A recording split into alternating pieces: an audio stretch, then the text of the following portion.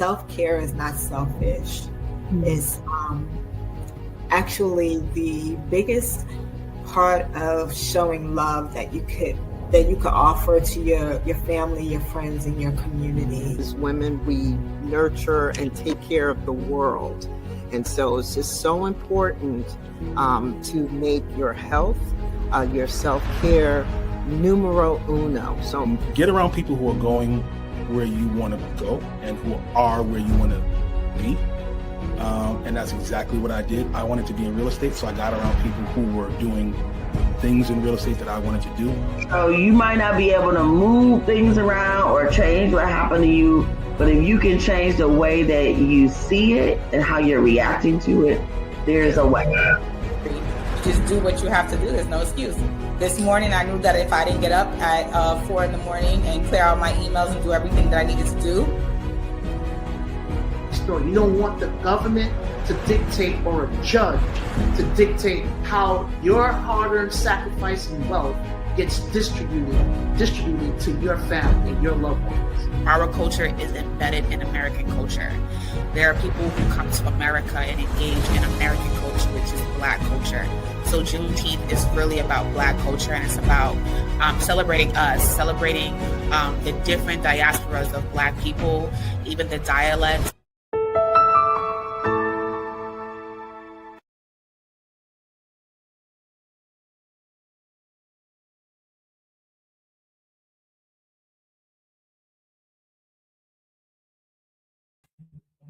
Hello, everyone. Welcome to day 3 of Kwanzaa.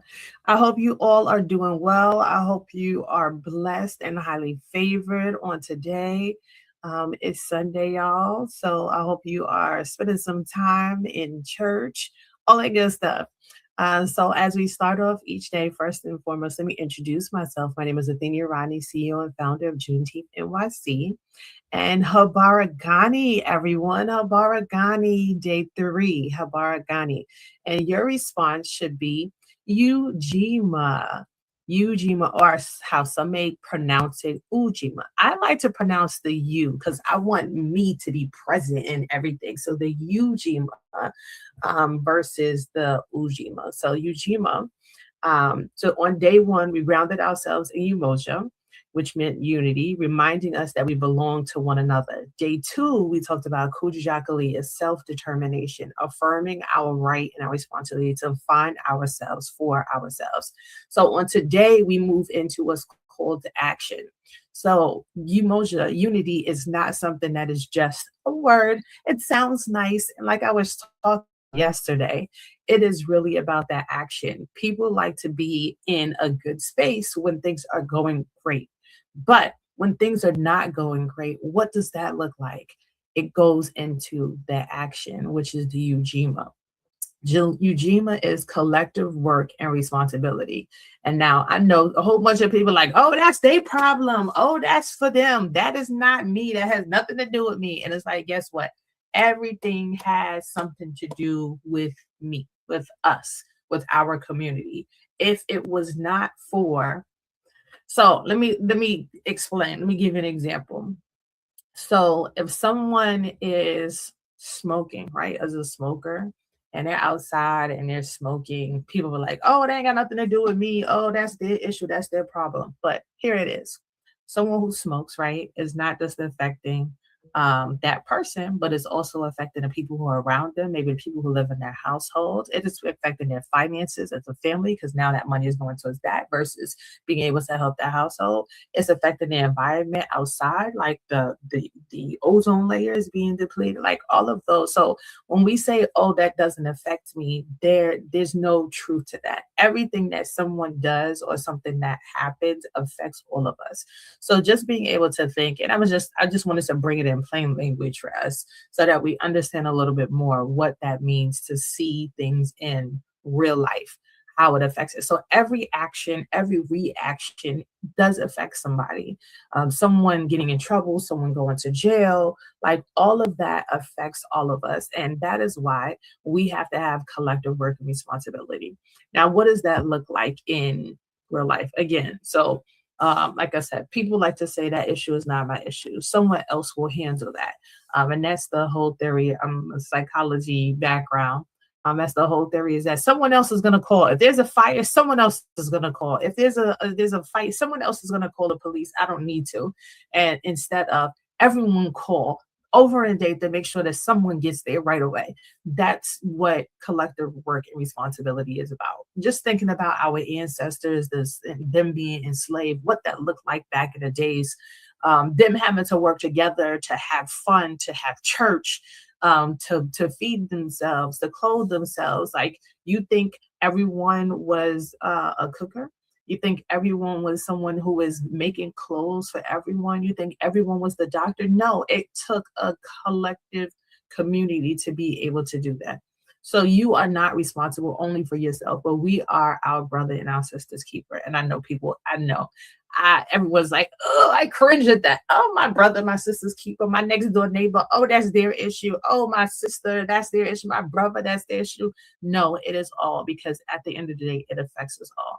So I want to jump a little bit more into this Ujima and what that means. And then we'll go to a short video, and then we'll come back. But just want to go in a little bit deeper. How does collective responsibility look in our family? So helping to raise each other's children.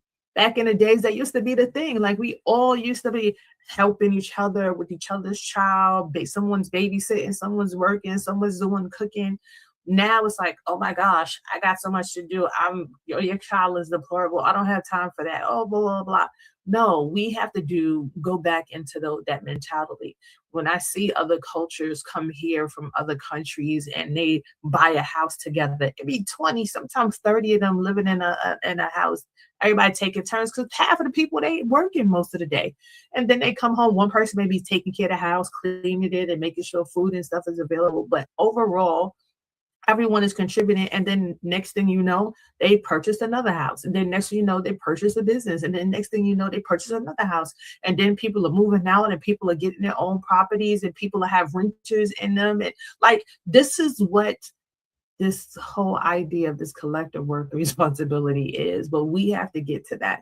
So what are we doing with Juneteenth? We are doing our trip to Ghana, where we're looking to go there, purchase land. That's going to be a big part of it. That's our collective work and responsibility. People are going to invest. We're going to take that money. We're going to pull it to businesses.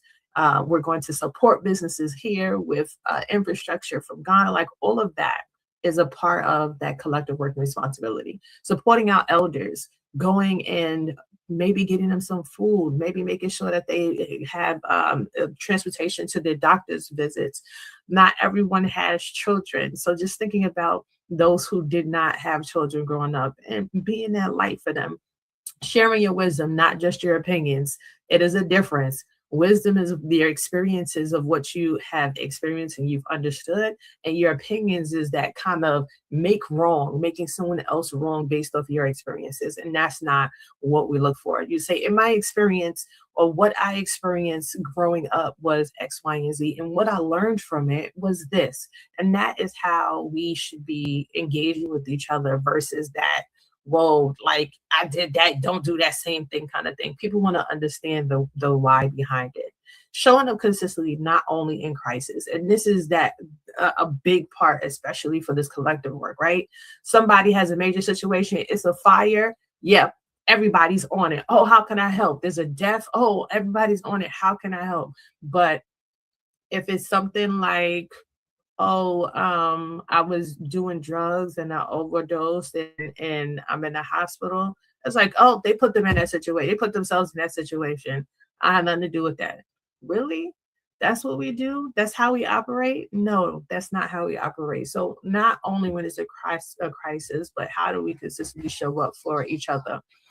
In community, mentoring others, supporting local businesses, volunteering, using your skills, like your real true skills, right? Not just, oh, I have time, so I'm just going to go do that. I'm going to take a box and put it here. No, volunteer your skill set. If you know how to do designs, then do designs for someone. If you know how to build out infrastructure, websites, we do that a lot for a lot of different individuals. People are just starting their business and we're like, hey, I have a platform. We built out social media pages, we build out landing pages, and we're like, hey, let me gift that to you so that you can get started. We have to pour into each other first before we're always in this space of, oh, what am I getting? What can I get from that? And then lastly, in our schools, workplace, and our faith, right? Creating safe, supportive environments. What does that look like? People, again, that not telling but giving your experience definitely helps in that, so people feel safe coming to you to ask, hey, so what did you experience, or have you ever experienced something like that? Can you share your thoughts? Advocating when systems fall apart. This is another big part, right? We don't do a lot of coming together. When you go into certain more affluent communities, people are very on top of, if there's a crack on the road, like they're calling and they're telling people, all right, we gotta get that crack fixed. That's right away. Well, I said like, oh, somebody else gonna call, and then nobody else call. Or when there's a light out on a major intersection, I'm the first person. I'll be on the phone and they were like, oh yeah, we got like 3 different calls, and I was like, okay, well, there's the 4th. So please put my name down on the ticket so that we can make sure that this gets done. The more people, you got to think about it this way. If you are a parent, right, and one child comes to you like, oh, mommy, something fell. They're like, okay, don't worry, just clean it up. Now, if you have a bunch of children in the neighborhood and they come, oh my gosh, something fell. Now it's urgency, right? You're like, oh my gosh, everybody's coming to me. Okay, let me go check and figure out what's going on. What happened? So that is the same thing with everything that we do. So if multiple people say, hey, there's this issue, then it puts the onus on the people who need to fix the issue. Like, multiple people care about this and we need to do something to fix it. And that's the same thing when it comes to politics. That is the same thing when it comes to our environments and where we live. Making sure things are clean, making sure garbage is being picked up, making sure everything that we deal with and engage with, this is a part of it. So this is collective work and responsibility and what it looks like in real life. Advocating when systems fall apart. When we see something that doesn't work or doesn't serve us, we get together and we say, look, here's a plan, and we're going to present this plan unified, right? Going back to that first principle, unity, making room for others to succeed, not that crabs in the barrel mentality where we're pulling each other down, and holding each other accountable with care, saying, hey, sis, maybe that wasn't the right way to do that or to say that. Maybe we should have looked at that a little bit differently. So I'm going to pause here. I hope you got a lot of that. We got a video that we're going to share with you, and then I'll be right back.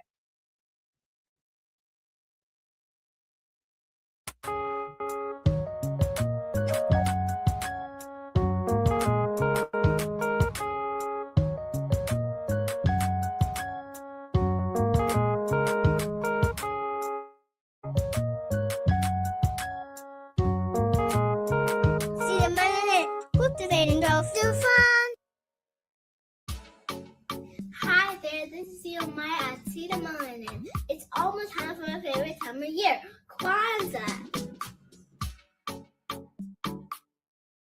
Kwanzaa celebrates unity and culture. For 7 days, we recognize a new principle. I'd love to share it with you.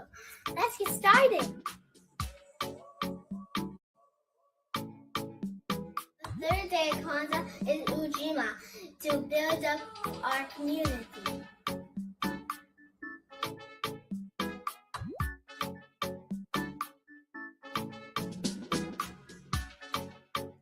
A great way to celebrate this day is to pick up trash for Mother Earth.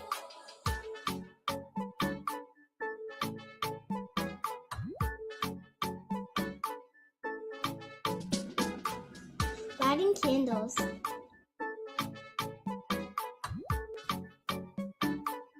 Tonight we're lighting the green candle to represent Africa. Thank you so much for celebrating with us.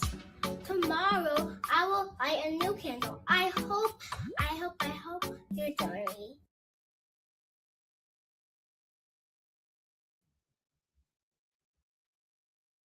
All right, thank you. I hope you join us coming back each and every day on these sessions about Kwanzaa.